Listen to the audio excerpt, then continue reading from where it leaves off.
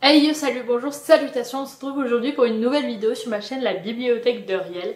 Et aujourd'hui on va parler de Alma Mater de Roman Handel. Juste avant que je commence, si cette vidéo te plaît, n'hésite pas à mettre un like et à t'abonner si ce n'est pas encore fait. Et c'est parti!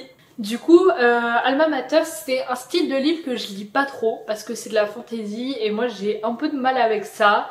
Le problème en fait avec la fantasy c'est souvent que t'as des prénoms et des lieux inventés et des jobs inventés, enfin bref tout est inventé quoi. Et mon cerveau il a du mal à se rappeler qu'est-ce qui correspond à quoi et tout, donc c'est souvent le problème, c'est que j'ai du mal à me rappeler genre qui sont les gentils, qui sont les méchants, les trucs comme ça, enfin les trucs de base. Mais là ça s'est plutôt bien passé je pense parce que le monde qui a été construit il était pas non plus hyper complexe, enfin c'était facile à suivre quoi j'ai trouvé. Du coup Alma Mater c'est l'histoire d'un gars qui s'appelle Faras et qui a genre 22 ans je crois. Et Faras il est étudiant avec un prof qui s'appelle Silas. Et bref, son prof il meurt et Faras il trouve que c'est trop injuste, du coup il décide de s'en aller et d'aller vivre à un nouvel endroit. Bref, ça c'est un peu l'histoire de Faras. Et il devient prof dans une université un peu. Et on a une meuf qui s'appelle Isiya, pardon. Et c'est une ombre et en gros son rôle, elle est dans une sorte de religion et elle doit veiller au respect de cette religion un peu. Mais en gros le but des ombres c'est de se faire le plus petit possible, genre de pas se faire remarquer et tout. Donc on a nos deux personnages principaux, c'est Isiya et Faras. Je sais pas si je le prononce bien Isiya parce que moi dans ma tête j'aurais dit Isaiah mais c'est pas les lettres dans le bon sens. Bref, du coup voilà. Et on a une histoire qui est assez philosophique je dirais. Genre ça parle pas mal de philo, des réflexions sur le monde, sur l'environnement, sur comment les hommes prennent soin de la terre, etc. etc. Et aussi avec Faras, on a une fille qui s'appelle... Ah, je retrouverai jamais son prénom, c'est genre Maïette ou un bail comme ça, bref. Et cette fille, elle est étudiante à l'université. Bref, on a un groupe d'étudiants, on a un groupe d'ombres, enfin de gens qui sont en lien avec la religion. Et forcément, à un moment, il va se passer quelque chose. Ce quelque chose, c'est en lien avec la philosophie, mais également en lien avec ce monde inventé. Donc on a toute une part sur une religion qui est assez intéressante parce que c'est une religion qui est liée en fait... aux éléments de la nature, un peu le vent, etc. C'est la religion du vent, je crois. Et en même temps, on a cette religion et on sent que tous les membres de la religion ressentent pas la chose de la même façon et qu'en gros, si t'es pas d'accord avec la religion, bah c'est un peu dommage pour toi parce que tu vas crever, quoi. C'est un peu le truc. Et on a Faras qui au début est assez énervant comme gars parce qu'il est toujours en mode « Oh my god, je sais tout, écoutez-moi et tout », mais... petit à petit, il devient mieux et il nous explique en fait un peu les idées qu'avait son professeur Silas, mais aussi il découvre une sorte de nouvelle philosophie en bougeant de l'endroit où il vivait. J'ai l'impression que ce que je dis c'est pas clair du tout. Je vais vous lire le résumé parce que le résumé est assez clair et moi pas trop. Du coup on va faire comme ça.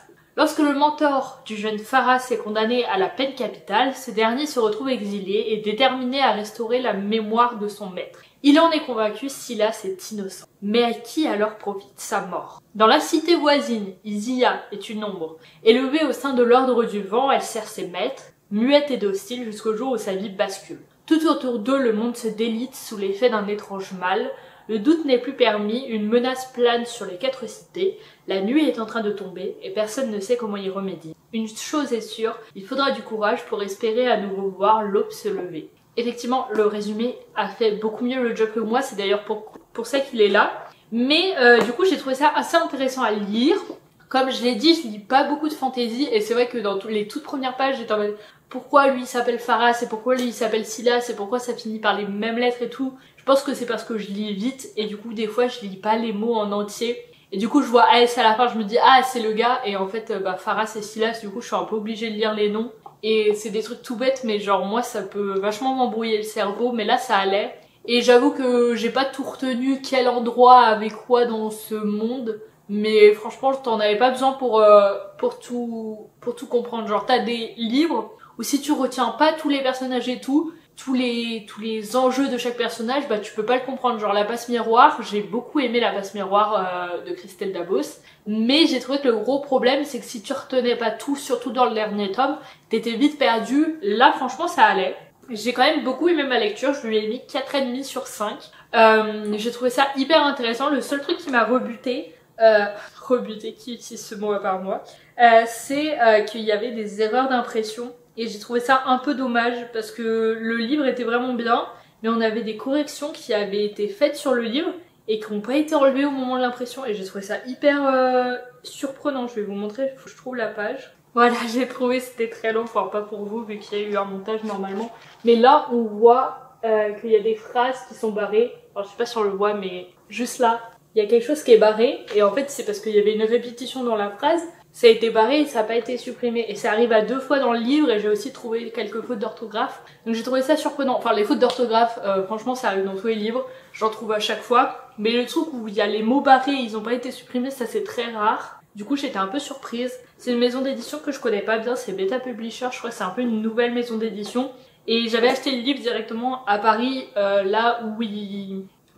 vendent leurs livres, genre c'est un café du truc Beta Publisher, enfin je sais pas si c'est que eux, mais en tout cas il y avait eux, et ils vendaient aussi les livres du coup, et oui, je connais l'autrice, j'ai oublié de dire un point essentiel, donc voilà, elle m'a dédicacé le livre, donc j'étais trop contente. J'ai mis un moment à le lire pour la simple et bonne raison qu'il y avait marqué fantasy, et que je me disais, je pense que je vais pas accrocher, mais finalement ça a pas du tout été le cas. Genre j'ai été très entraînée dans ma lecture, parce qu'en ce moment je lis assez lentement, mais là je l'ai lu en pile une semaine, donc franchement c'était assez rapide pour en ce moment. Le rythme il est bon, ça s'enchaîne bien, les chapitres ils étaient pas trop longs, parce que je trouve que c'est aussi souvent un problème dans la fantasy, c'est les chapitres de 50 pages, là c'était franchement pile la bonne longueur de chapitre pour moi. Le style de l'autrice il était incroyable, et l'histoire en elle-même elle était super bien. On ressentait beaucoup d'émotions et on avait envie de lire la suite quoi, c'était assez addictif. Du coup pour moi c'est une histoire qui a très bien marché, donc je vous la conseille totalement, Alma Mater. Et du coup voilà, c'était une super bonne lecture. Et oui, 4,5 sur 5, donc très bien, parce que en fantasy je pense que c'est rare que je mette une aussi bonne note. Donc voilà, pour moi c'était une super lecture, donc je vous le recommande totalement. C'est tout ce que j'ai à vous dire, donc voilà, si cette vidéo vous a plu, vous pouvez mettre un petit like, commenter et vous abonner à ma chaîne YouTube. N'hésitez pas à me dire si vous avez lu un livre de cette autrice ou peut-être un livre de cette maison d'édition. Est-ce que vous avez eu des problèmes de publication, enfin des problèmes d'édition sur certains des livres de cette maison d'édition? N'hésitez pas à me le dire. Et voilà.